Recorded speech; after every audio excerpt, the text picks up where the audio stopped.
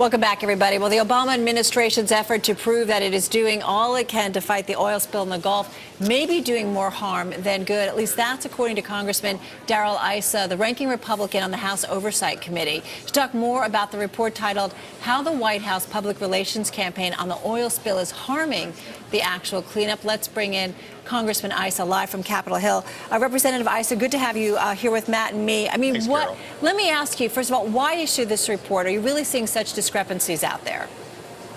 Well, there is. And what we did is we went to the Gulf. Personally, with Chairman Towns, I went down, but we kept crew there to do interviews, to do fact-finding, to learn what people on the ground were saying and could prove was happening so that we could get sort of the whole truth, the other side of the story. Admiral Allen and his team are doing good work. We're not trying to claim that what they're doing is harming the Gulf, but they could do more, and if the truth were known, they would be able to do more.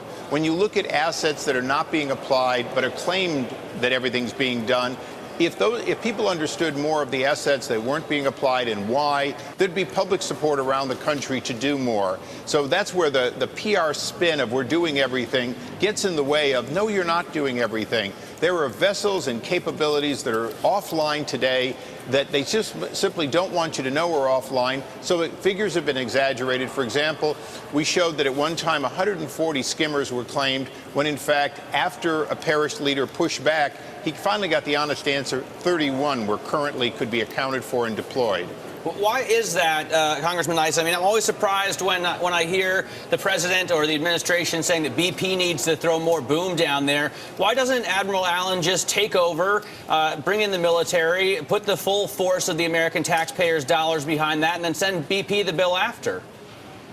Well, ultimately, what Admiral Allen needs to have the authority from the president to do is to waive OSHA, EPA unilaterally when he thinks it's on balance in the best interest of the country, the Gulf, the ecology. He doesn't have that authority, so he has to have a consensus type thing. For example, there's something called a decanter system for ships, where these are foreign ships. If they're allowed in, they can suck up the water and the oil and put back 1% of the oil, but keep 99% of the oil. Right now, our government environmental agencies are blocking that because they say, well, you can't put water back in if it's not clean.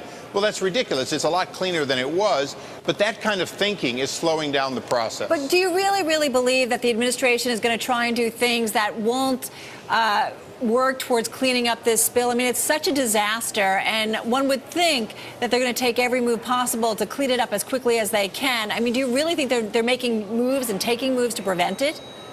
Oh, they're not taking moves to prevent it. What they're doing is they're not taking moves they would take if they were willing to push back on OSHA, EPA, and other agencies, Fish and Wildlife, and say, look, we appreciate what you have to say, but we've got to get the oil out. And in some cases, that means a turtle egg is going to be lost. In some cases, that means that water is going to be put back in that isn't environmentally perfect, but it's a lot better than it was. It also means that you've got to be willing to allow foreign vessels in and take advantage of capability in excess of what we have here.